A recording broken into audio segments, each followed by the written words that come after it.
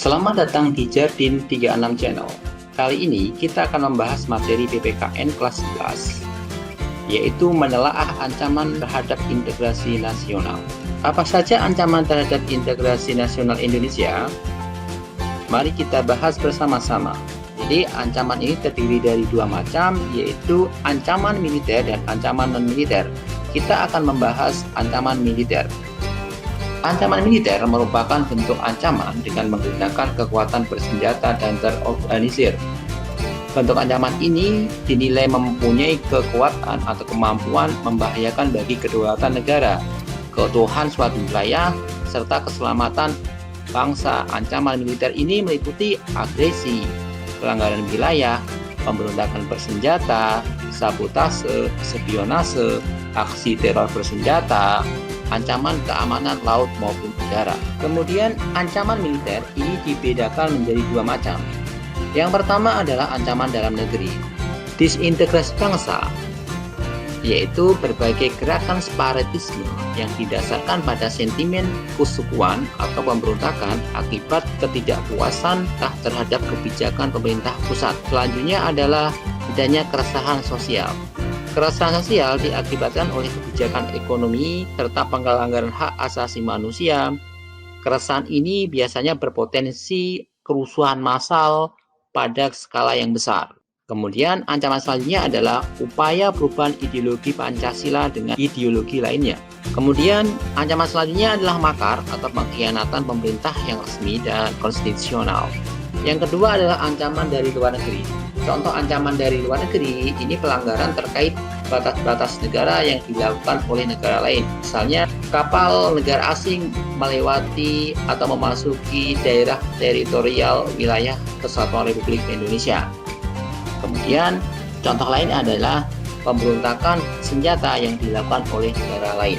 Contoh ancaman terhadap negara yang termasuk ancaman militer. Yang pertama, sabotase. Sabotase merupakan ancaman militer yang dilakukan oleh suatu negara. Ancaman ini bertujuan untuk merusak instalasi militer atau menguasai objek-objek vital milik suatu negara atau objek vital nasional. Kemudian ada spionase. Spionase merupakan suatu aktivitas mengawasi atau memata-matai suatu negara. Spionase ini tujuannya adalah untuk mencari dan mendapatkan dokumen rahasia militer suatu negara. Contoh selanjutnya adalah agresi. Agresi merupakan ancaman militer dengan menggunakan kekuatan bersenjata. Aksi ini dilakukan oleh suatu negara terhadap negara sasarannya. Tujuannya apa?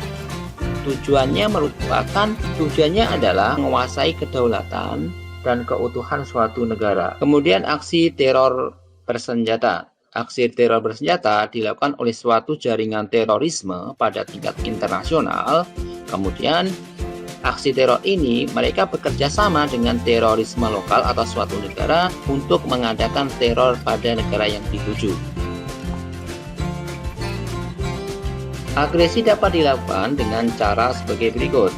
Yang pertama, invasi. Invasi merupakan serangan yang dilakukan oleh kekuatan bersenjata dari negara lain.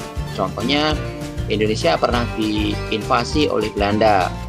Kemudian ada pemberontakan bersenjata. Pemberontakan bersenjata merupakan pemberontakan yang menentang terhadap suatu kekuasaan yang sah. Kemudian contoh selanjutnya adalah bombardemen, yaitu aksi menggunakan senjata. Aksi militer ini dilakukan angkatan bersenjata dari negara lain terhadap negara yang dituju. Kemudian ada blokade. Blokade ini suatu kegiatan penghambatan yang dilakukan di daerah pelabuhan atau pantai. Itu bentuk-bentuk dari agresi. Yang kedua adalah ancaman non-militer. Ancaman non-militer sering terjadi ialah serangan berupa ideologi.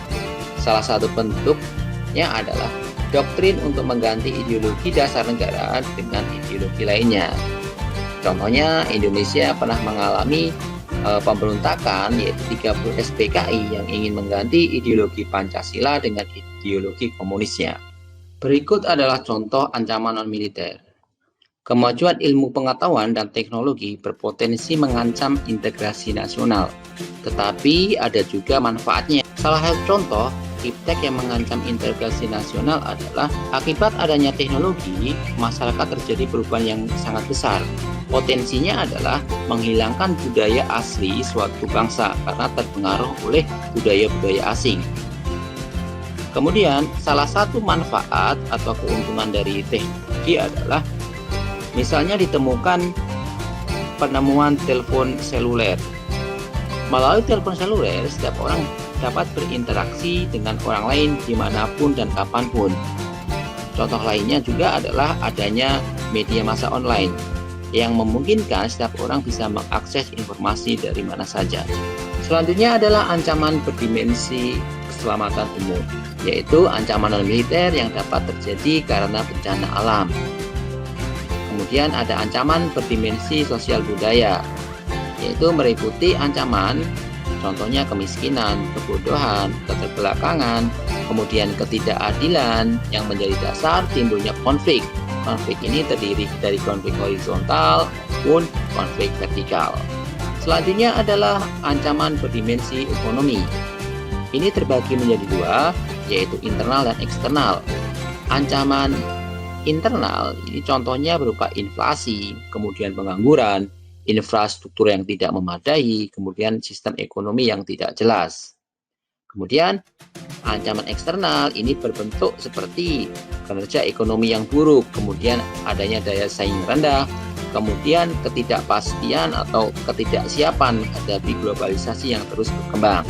Selanjutnya adalah ancaman berdimensi ideologi. Ancaman berdimensi ideologi ini berkaitan dengan pemahaman atau pemikiran. Jadi, contoh ancaman ini adalah masuknya paham-paham dari luar negeri akibat modernisasi. Contohnya paham kapitalisme, paham liberalisme, paham komunisme, dan paham-paham yang lainnya. Selanjutnya adalah ancaman berdimensi politik. Ancaman berdimensi politik ini, ancaman ini dapat menumbangkan suatu rezim pemerintahan, bahkan dapat menghancurkan suatu negara. Kemudian ada lagi adalah ancaman masyarakat internasional. Ini cenderung mengintervensi kebijakan suatu negara. Contohnya seperti adanya peraturan HAM, kemudian adanya demokratisasi, kemudian ada contohnya adalah intervensi pada penanganan lingkungan hidup. Itu adalah contoh-contoh intervensi dari masyarakat asing ya. Sekian materi kali ini, sampai ketemu materi selanjutnya. Apabila channel ini bermanfaat, silahkan subscribe, like, and share, dan jangan lupa bunyikan loncengnya untuk mengetahui video update terbaru dari kami. Terima kasih.